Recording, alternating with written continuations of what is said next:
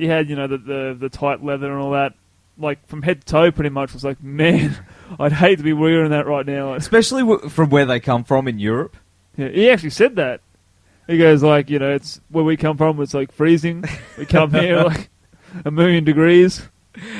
And his on-stage band is pretty good too. He doesn't... See, that band, they don't take themselves too seriously. Yeah. They know that it's a bit cheesy, and they play off it, and it's so funny. Like, no, the crowd loved it, but yeah, I love that band, man, and that was just between songs. Like, what did he say? He goes, "This song is about my genitals. It's called All the Devil's Toys." Yeah, I like that. The chicks loved it. Yeah, he actually mentioned his genitals quite a bit. He did. It's kind of getting weirded out, but it's all good. But man, they were great, and our good friend of the program, Chippy, was doing their sound, and anyone that's ever heard one of Chippy's mixes knows that he likes things very loud. And the sound was awesome. Yeah, he does such a great job. So if you're listening, Chippy, great job, man. You always do such an awesome job. What I found weird about seeing Chippy that day is, like, I didn't expect it. He was wearing a Hawaiian shirt. That's like his thing now.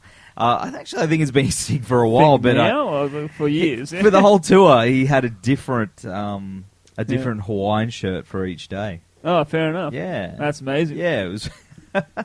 It's so hot. It was so hot over the Soundwave Festival. It's like Hawaii. Yeah. Well, why not? Why not? You checked out Near Bliviscaris? Yes, Near Bliviscaris. I usually stop saying that name up, but no, they're always in fine form. Really tight for the kind of the music they're playing. 'Cause it's very, how do you describe it? Progressive black folk death metal. Violins and always amazing band. Incredible Australian band as well, which is good. Yeah, it was good to see some Aussie bands on there, not just as openers, but like part of the lineup. Yeah, one of the main acts. Touring. Yeah, they were great, man. They were really good, and Terra Universal as well, which was a first.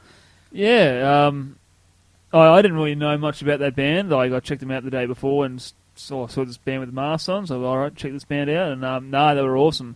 Crowd loved it, and because for me they were a really new band, and I didn't expect them to have such a big crowd response, but they did. And really tight, and some of their songs are pretty damn fast, which impresses me because I love fast music. And it's good.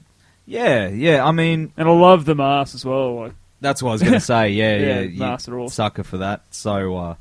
Hopefully we'll see some more of those guys. And their EP's out now, and it's really good too. Is it just an EP, not an album? Just an EP, and it's got a cover of Rob Zombie's Super Beast.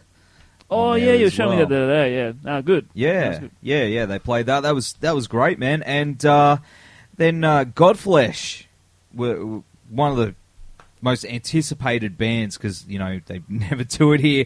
Yeah, and, I didn't know what to expect. Jay was talking about. Yeah. Our friend Jay absolutely loves that band. Hi, Jay. Hi, Jay. I thought they'd have a drummer at least, but it was just drum machine and the two of them. Yeah. Vocals, guitar, and bass, and a drum machine, and it worked. I thought it was pretty good actually. And it was, for me, like the first time I've even hearing that band, the songs and everything. And the songs are good. I'm like, I didn't, you think a two-piece band on stage, programmed drums would be not very good, but no, I was quite amazed. I think just with that style, they pulled it off, man. And they've been around for years, so I've never seen that before. Have you ever seen a band do that? No, actually. There is an Australian band, which I can't even say the name on air because it's quite rude. Oh. But they're like an extreme, crazy death metal band. They use programmed drums, and apparently that's how they get around. Wow. And apparently their show's a killer as well, but I can't say the name because it's got swearing in it. Sorry about that. We'll leave that for another off air. And then one of my highlights was Steel Panther. They were funny. Yeah, hilarious. They were hilarious. Like, I'm not really a power metal, no, not power metal, like hair metal kind of style.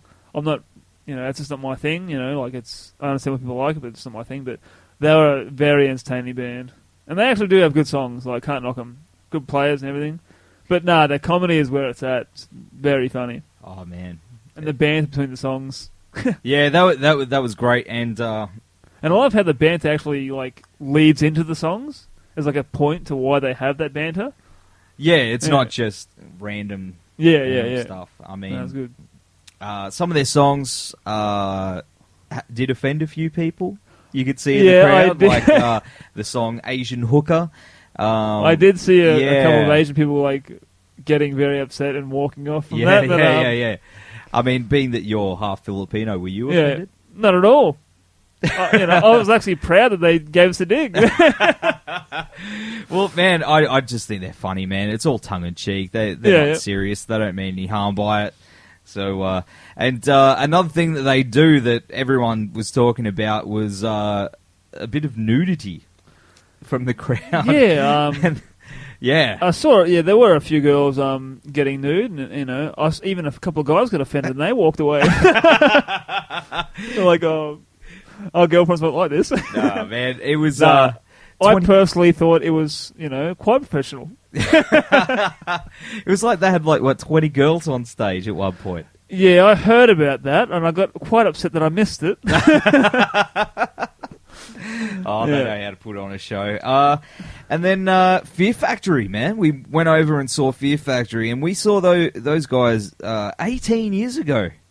Oh, I feel old now. I know. We were standing there with our good buddy Ollie, talking about when we first saw them at Big because Day we were Out. all there at 18 years ago. Yeah. But we weren't friends. Well, we just didn't know each other. Yeah.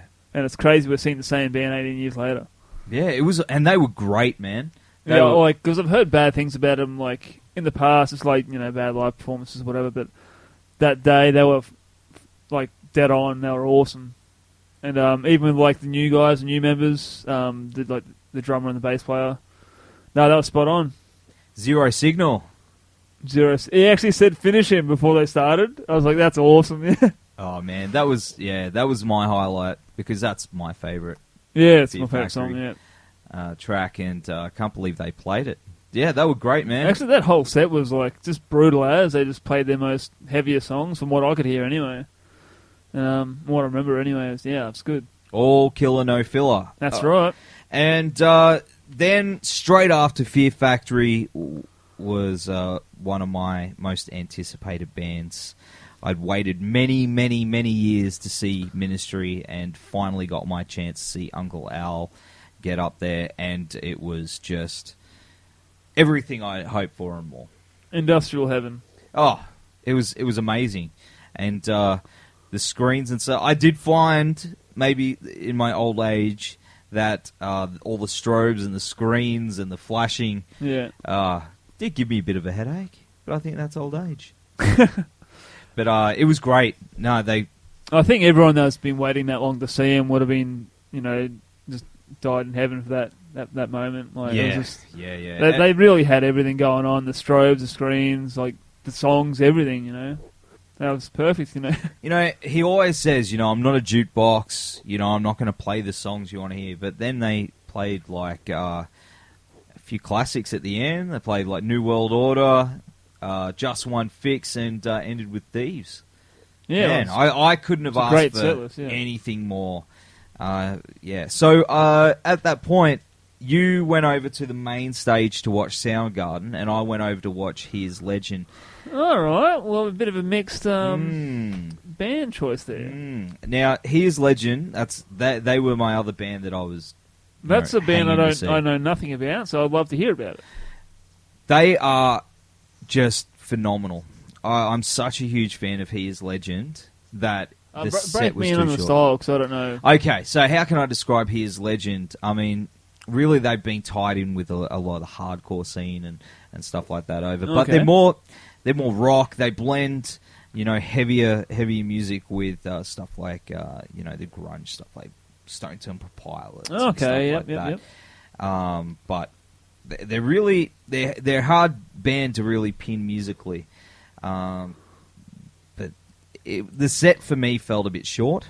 All right. Because I'd waited so many years to see them. I see what you're saying. It went so quick. The set was amazing. They put on a great show. Frontman Skylar Kroom is so entertaining to watch live. Yep. Just dances around, has a good time, and just interacts with the crowd like no one else. It was such a great show, but too short. Too short. So hopefully, fingers crossed to whoever's listening, please bring He Is Legend back so they can play a full headline tour. And if you do that, you'll be the legend. That's exactly right, Shane. Yeah. And if you're a girl, she is legend. Yeah, she is legend. There you go. Maybe ladies out there, if you're a promoter, yep. Bring it. And if you're out with me, Shane is legend.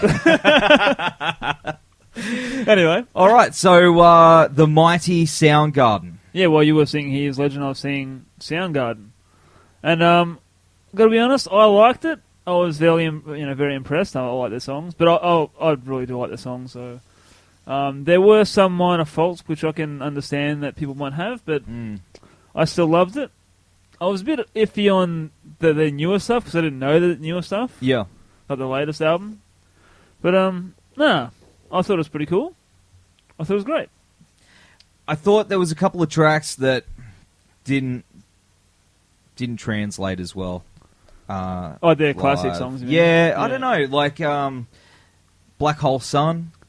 Yeah, more I think about it, because you mentioned it before, the more I think about it, even with the drumming as well, going into the chorus, the drummer will kind of do these weird feels where it kind of spilled into the chorus. Yeah. And when it kind of kicked in, it didn't kick in properly, and I was like, what's going on here?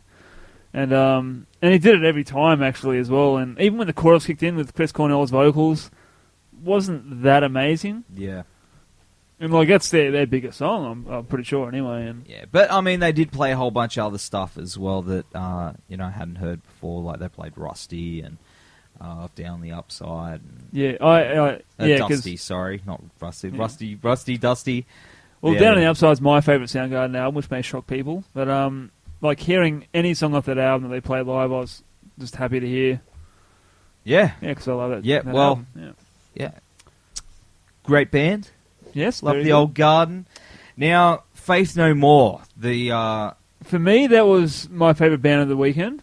Yeah. Yeah. I was super blown away because I've never seen it before. So I think that has something to do with it as well. But yeah, I loved it. I loved every minute of it. And all the new songs, all the banter, everything. Yeah, Roddy Bottom does all the talking. That was cool. Yeah, he's a funny guy. I kind of had this idea that Mike Patton would be I'm the singer, no one should be talking, but it wasn't like that, and it kind of proves that Mike Patton's a pretty cool dude as well, And the new stuff they played was just... I was blown away by the new stuff. Oh, man. I can't wait for Sol Invictus. Yeah. I think the bad thing about the new stuff is it's stuff that we didn't know. Yeah. And, that's the only downfall of, hearing that stuff live. Because I've got so many... Nearly all their songs are amazing, so... I guess people would want to hear the songs they already know, but no, it's good to hear the new stuff. Yeah, man, loving that. And Mike Patton's a mental case singer. He's just that good.